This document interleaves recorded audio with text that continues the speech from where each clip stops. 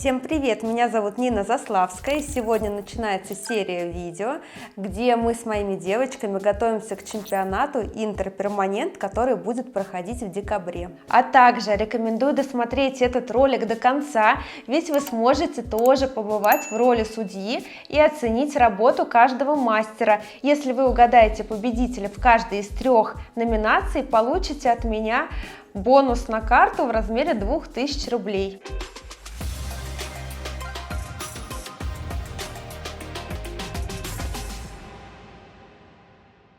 У нас все будет проходить как в реальном чемпионате. Выполнение проходит на 3 зонах – брови, губы и глаза. По технике это пудровая растушевка, стрелка с растушевкой и акварельная техника губ. На каждую зону выделяется по 2 часа и самое главное – стерильность. Ну а теперь давайте послушаем санитарного судью. Здравствуйте, меня зовут Элеонора Полежаева, я санитарный судья чемпионата. Участник должен соблюдать безопасность процедуры и нести ответственность за свою модель. Обязательной формой одежды является медицинский костюм, обязательно одноразовая шапочка и, конечно же, маска. Также, что касаемо обуви, она должна быть сменная. Платформа небольшая, до 3 см, разрешается, чтобы пятка была открытая. И, конечно же, на участнике чемпионата не должно быть никаких украшений. Что касаемо модели, обязательно снимайте с нее уличную обувь, кладете модель на одноразовую простынь, одеваете на нее одноразовую шапочку и обязательно на грудь, это ваша рабочая зона, кладете одноразовую салфеточку и сверху укрываете либо пледом, либо одноразовой простынью. Перед началом номинации вам необходимо обработать свое рабочее место дезраствором. Обязательно в перчатках вы обрабатываете кушетку, обрабатываете стул, обрабатываете кольцевую лампу и, конечно же, свой стол-помощник. Ну а теперь мы с вами перешли к нашему рабочему столу. На первой полке мы располагаем все одноразовое, стерильное. Обязательно мы кладем стоматологическую салфетку. На стоматологическую салфетку мы располагаем лоточек, который обрабатываем дезраствором. В лоточек мы складываем ватные диски, ватные палочки, зубочистки и саму машинку, вернее манипул от машинки, которую заворачиваем в специальную пленочку. Обратите внимание, что кладем с запасом одноразовые перчатки и кладем мы их в такой одноразовый пакетик, и тоже располагается все на первой полке. Если вы работаете хлоргексидином, то вы можете его ставить тоже на первую полку. Если вы работаете с помощью раствора зеленого мыла или красного мыла, вы должны на спрей-батле подписать раствор зеленое мыло, раствор красное мыло и тоже заворачиваем в одноразовый пакетик. На первой полке вы располагаете антисептик для рук, которым пользуетесь бесперестанно. Хочу отметить, что перед тем, как вы одеваете перчатки, вы обрабатываете руки антисептиком, затем одеваете перчатки и снова обрабатываете руки антисептиком. Подставку под пигменты вы также располагаете на первой полке, заворачиваете пищевую пленку и туда укладываете наши капсы. Если во время номинации вы пользуетесь пинцетом, вам необходимо проэпилировать определенные волоски, то вам необходимо прожарить все это в крафт-пакете. Мы обращаем внимание на дату прожарку и, конечно же, на соответствующий цвет индикатора. Во время номинации многие пользуются иглами разных конфигураций, поэтому вы во время номинации это допустимо. Просто во время работы складываете нужную вам иглу в лоточек. И главное запомните, что все только что одноразовое, это все у нас первая полка. На второй полке у нас располагается блок от машинки, который мы тоже заворачиваем в пленку. Далее, кто работает кистями, я предлагаю вам их разместить в такой вот пенал и тоже подписать чистые кисти. Также на второй полке располагается дезраствор, которым вы обрабатываете вашу поверхность. И также, конечно же, пигменты. Хочу обратить внимание, что пигменты лишние не ставьте, только те, которые вам необходимы на эту номинацию. Что касаемо третьей полки, мы туда можем складывать ваше зеркало, которым вы работаете, и также телефон, который вы отключаете на весь период вашей номинации. Итак, самое главное вы услышали. Ну а теперь давайте перейдем к списку участников. Из города Казань у нас участвуют мастера Лейсан, Велена, Юля, Аня и Анастасия.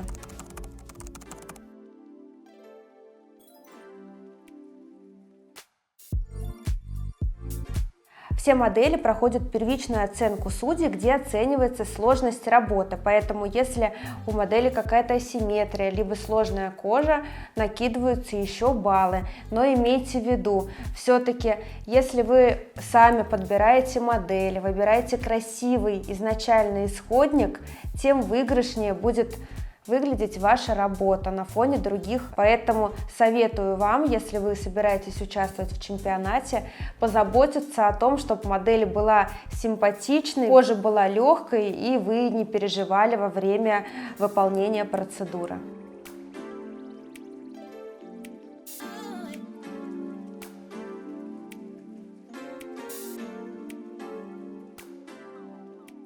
Ну что ж, до конца первой номинации у нас осталось почти 35 минут. Конечно, нельзя подсказывать на чемпионате, чтобы судья вот так вот ходил. Вообще в рамках чемпионата запрещается судьям видеть мастеров и моделей, на каких они выполняют номинацию, чтобы не было никаких договоренностей и все было по-честному. Юль, скажи, пожалуйста, как оцениваешь свои шансы? Могу сказать, вам виднее будет. Ну ладно, что ты прибедняешься, скажи, я самая лучшая, делаю самые крутые брови. Вообще с таким настроем надо идти на чемпионат на самом деле.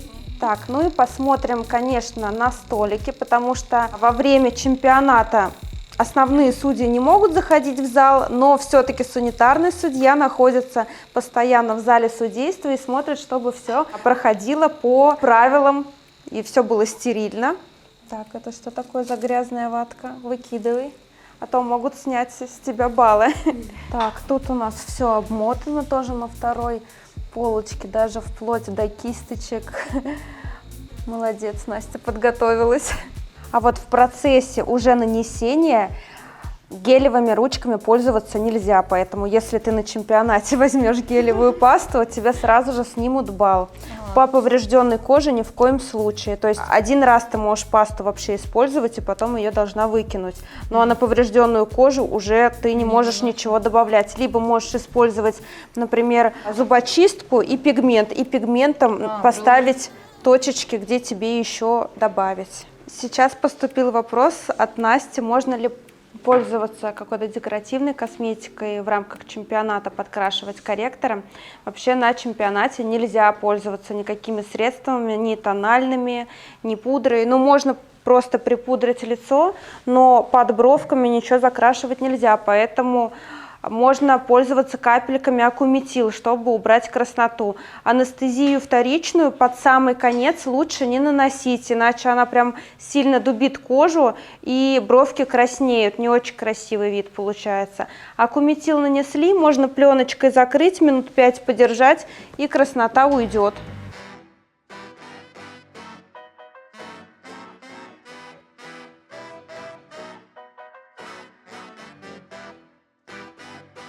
«15 секунд у нас осталось, мы дорабатываем, откладываем машинки. Обычно в рамках чемпионата не дают дорабатывать, когда таймер уже на стопе, поэтому заканчиваем. Вот, самое главное уже после стопа таймера не работать машинкой, можно привести в порядок свою модель. Вот, убрать там грязь от пигмента, да, умыть, чтобы был божеский презентабельный вид, и все. Ну а теперь мы приступаем к оценке моделей. Ну что ж, всего лишь мгновение, и мы переходим к критериям, в котором, собственно, и оценивается работа. Давайте их сейчас подробненько разберем. Итак, симметрия. Ну, здесь все понятно. Оценивается симметрия работы, чтобы все было ровненько, чтобы концы были на одном уровне, начало бровей, ширина и так далее. Если есть какая-то асимметрия небольшая, снимается 1 балл. Если очень сильная асимметрия и брови совершенно разные, конечно, снимается большее количество баллов на усмотрение судьи. Гармоничность формы оценивается образ в целом, то есть чтобы форма подходила к образу клиента. Если свои, допустим, совсем тоненькие бровки, а ширина татуажа очень большая и брови как-то вызывают диссонанс на лице клиента, то, конечно, снимается по этому критерию тоже баллы. Ну и, соответственно, если форма совсем не подходит, она какая-то там невообразимой формы и так далее, за это тоже, конечно же, снимается, занижается оценка. Качество и плотность растушевки. Вообще этот критерий оценивается здесь и сейчас. Что это значит? На чемпионате мы всегда работаем так, чтобы создать как бы заживший, красивый такой вуальный образ. Не нужно переплотнять, работать на заживший результат, как мы привыкли работать в своем кабинете с клиентом. Мы работаем здесь и сейчас, то есть и по цвету мы выбираем оттенок, который не рыжит, не краснит, более холодным отдаем предпочтение. Но и по качеству растушевки наносим чуть полегче, чтобы была такая вуальная, легкая работа, не нужно плотнить. Ну и совсем прозрачно тоже делать не стоит, потому что если будут пробелы на местах акцентов, на этой части, по нижней стороне апекса, то, конечно, тоже будут снижены баллы. Должен быть красивый, плавный градиент, но в то же время не должно быть пробелов. Градиент. По градиенту все понятно. Какие правила сейчас в основном на чемпионате? Нижняя граница бровей должна быть более четкая, такая ровная, как по линеечке, но в то же время вот эта линия, если вы закрепляете линией нижнюю часть брови, не должна ни в коем случае отделяться от растушевки внутри. Вот, все должно быть литое. И плавная растяжка кверху на бровке. Верхняя часть брови при этом пудровая и ни в коем случае не читается. Она как бы уходит на нет, растворяется в воздухе. То же самое на головке. Плавный градиент на нет, должна уходить головка, растворяться в воздухе. И при этом нижняя часть бровки чуть-чуть потемнее, чем верхняя. Верхняя вообще всегда пудровая и легкая. Травматичность и глубина внесения. Ну, тут оценивается, конечно, травматичность и глубина внесения. Нельзя заглублять, не должно быть каких-то плотных серых, синих точек. Это говорит о том, что вы работаете очень большим махом и засаживаете пигмент. Сейчас ценится более такой мелкий, легкий пиксель. Соответственно, не нужно очень много пудры вот так вот поверху укладывать. Просто частенько сужу чемпионаты, именно пудровые брови, и все стараются, гонятся за вот этой пудровостью, и получается очень такая широкая бровь, а то и бывает с горбиком, с таким пудровым, конечно, красивым, но очень широким. Так тоже не нужно делать. Это как раз-таки говорит за гармоничность образа. Все должно быть гармонично, естественно, красиво, и, соответственно, по ширине не советую вам экспериментировать, делать слишком широкие либо слишком тонкие брови. Всегда выбирайте что-то среднее. Ну и вернемся к травматичности. Вот эти яркие точки говорят о заглублениях, покраснение брови. Если сукровица сильно выделяется, бровка такая замученная, замыленная, это все говорит о травматичности, и за это тоже снимается балл. Хочу вам посоветовать всем участникам чемпионата подготовиться, чтобы, когда ваша модель пойдет на оценку судей, работа не была красная и замученная. Для этого я использую капельки акуметила, либо можно даже использовать обычный нафтизин, и на 5 минут под пленочку вот так уже готовую работу вы оставляете. Прям краснота из кожи и с вашей работы прекрасно уходит, причем не как после нанесения вторичной анестезии, да, кто знает, тот поймет, когда вторичку наносишь, такая жесткая белая рамка, и бровка немножко так скукоживается, стягивается. Это тоже не есть хорошо, когда оценивается работа. Поэтому можете использовать эти капельки на чемпионате. За это баллы не снижают. Пиксельность. Переходим к следующему пункту. Это говорит как раз-таки за воздушность бровей, за воздушность вашей работы, чтобы не было замыленности, чтобы пикселюшечки были один к одному, не было протяжных пикселей. Как раз-таки про протяжный пиксель — это когда ваша скорость на блоке не соответствует скорости вашей руки при нанесении пигмента, и получается вот как бы вы немножко цапаете кожу, и такая точка протяжная, как запятая получается. Травматично такая работа выглядит и заживает тоже не очень красиво. Подбор цвета бровей, следующий пункт. Про это немножко я уже затронула в самом начале. Это говорит о том, что цвет оценивается здесь и сейчас. Мы не смотрим, как заживет в дальнейшем этот пигмент, что сначала мы берем, как правило, вот в кабинете с клиентом более теплые оттенки, если работаем гибридными пигментами, зная о том, что заживет более холодным оттенком и прям получится красивый коричневый цвет. Но изначально, да, согласитесь, немножко бровки все рыжат. На чемпионате это недопустимо. На чемпионате берите более холодные оттенки всегда. Не думайте о том, как заживет у этого клиента, ведь если что, вы всегда можете подкорректировать. Но это может послужить именно тем, что вы не войдете в призовое место или не получите заветное первое место. Берите похолоднее оттенок пигмента, тоже вам на заметочку. Очень часто, потому что с этим как раз-таки ошибаются. Приходит модель на оценку, допустим, с черными волосами, а брови уходят в такую рыжину, красноту. За это все снимают баллы. Ну и последний пункт — оформление головок бровей.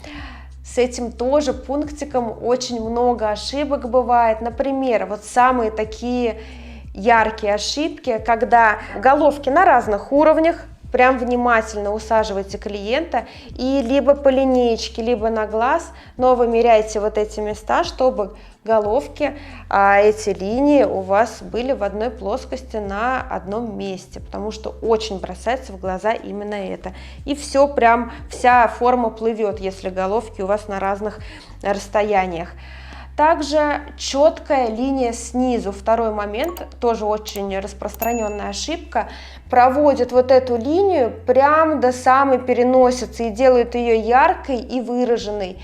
Эта линия где-то уже за 1,5 сантиметра до окончания должна растворяться также в воздухе и градиентом сходить на нет. То есть к переносице по низу тоже легкое такое нанесение. Конечно, если сравнить нижнюю линию и верхнюю линию, границу брови, верхняя еще более легкая и пудровая, чем нижняя, но не делайте просто сильно ярко и четко вот в этих местах. Это выглядит очень жестко и заживает прям вот как клювики, да, с сильным таким большим скосом. Ну и все, мы обсудили все критерии. Совокупность всех баллов по критериям дает общую оценку, по которой мы, собственно, и оценивали наших мастеров. Ну а теперь оцените работу каждого мастера, посмотрите внимательно на недочеты и на преимущества и выберите для себя победителя в зоне пудровые брови.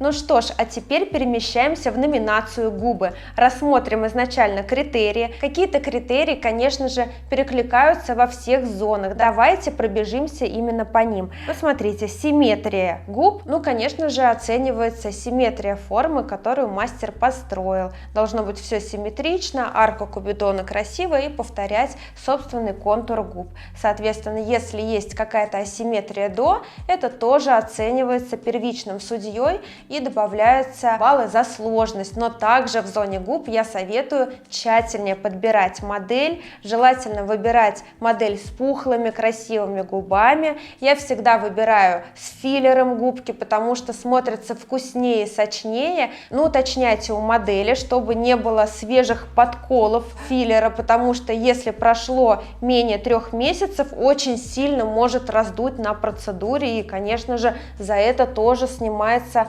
оценка, за отек, за травматичность. Гармоничность формы я тоже уже частично затронула. Форма должна подходить клиенту и должна повторять форму губ клиента. Ни в коем случае нельзя выводить за контур, ну и так далее. Мы всегда работаем по слизистой и по своему контуру губ.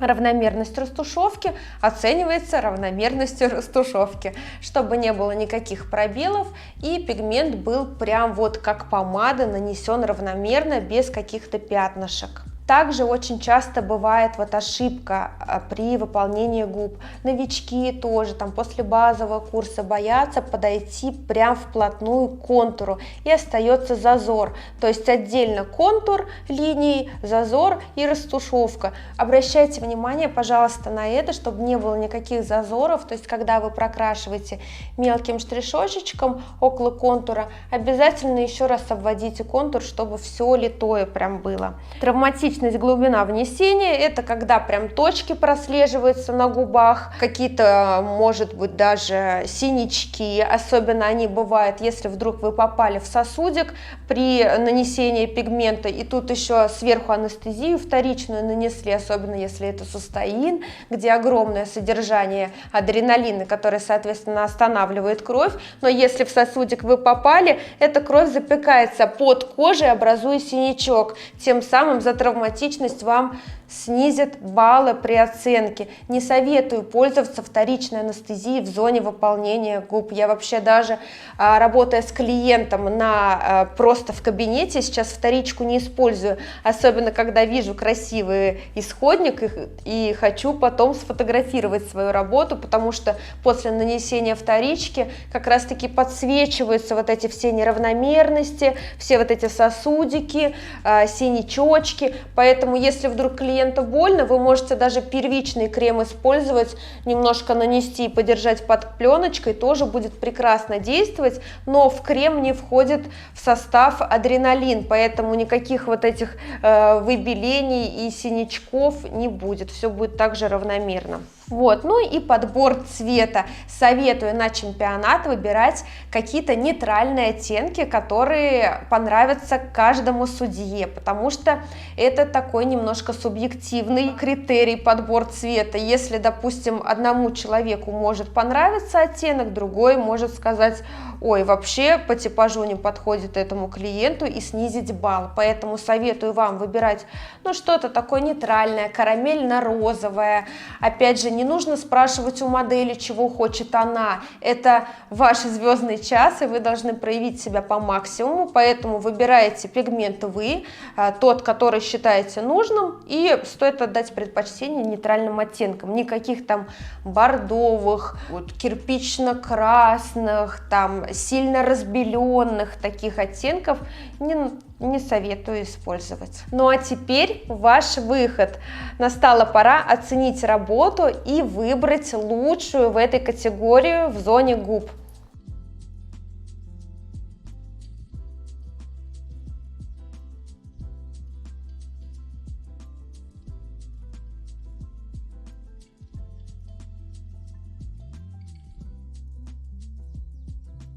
Ну а теперь последняя номинация — это растушевка век. Тоже пробежимся по критериям оценки. Симметрия. Оценивается, конечно, симметрия построения стрелочек. Правильные подъемы и, соответственно, симметрия растушевки. Поэтому советую вам фиксировать либо маркером при нанесении контур растушевки, ну, либо там ручкой пилот, чтобы равномерненько вы по ширине нанесли вот эту зону растушевки. Гармоничность формы. Форма должна подходить разрезу глаз клиента, то есть не должна стрелочка быть какой-то не спадающей, с резкими перепадами, либо с таким очень задранным концом. Должна быть плавная, лаконичная форма. Равномерность растушевки, про что уже сказала, да, она оценивается как и в симметрии. Если вы там где-то поуже, где-то побольше растушуете, конечно, за симметрию вам тоже снизят балл. Ну и равномерность растушевки еще оценивается качество растушевки, да, то есть чтобы не было каких-то вот таких пятнышек, чтобы равномерно было растушевано полотно вот это, которое должно, собственно, быть растушевано. Изящность кончиков стрелочки. Оценивается изящность кончиков. Кончики стрелочки должны быть тоненькие-тоненькие, должны растворяться на нет в воздухе, поэтому советую изначально ребро стрелочки закреплять коричневым пигментом, достаточно светлым, из бровной линейки можете использовать на желтой основе. И тогда у вас кончик будет светлый коричневый, а потом вам останется всего лишь затемнить вот эти вот уголочки, кармашки. Травматичность, глубина внесения. Опять же, оценивается травматичность, не должно быть никаких замыленных, красных век, отечных. Все, кстати, выводится еще следующим, да, как вы видите, отдельным критерием.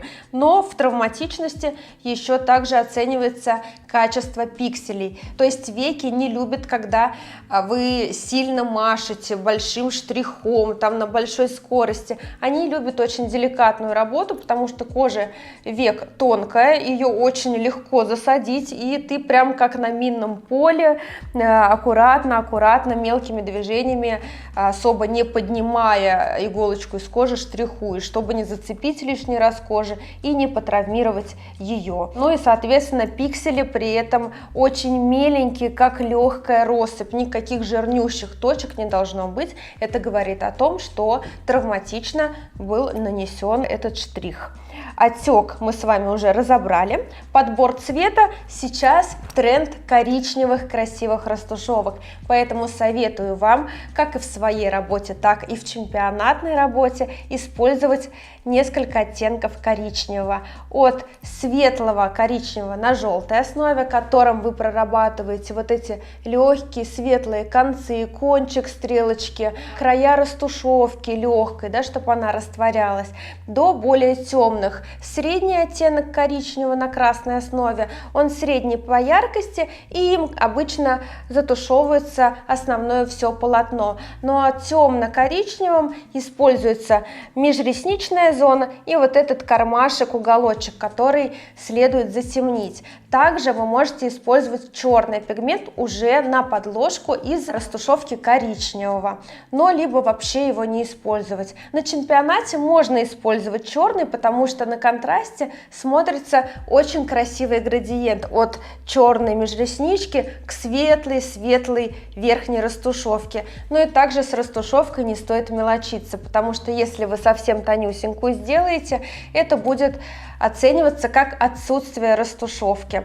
Кстати, такие работы были у наших мастеров, и я предлагаю вам оценить их, выбрать самую лучшую по критериям в зоне растушевки век. Поехали!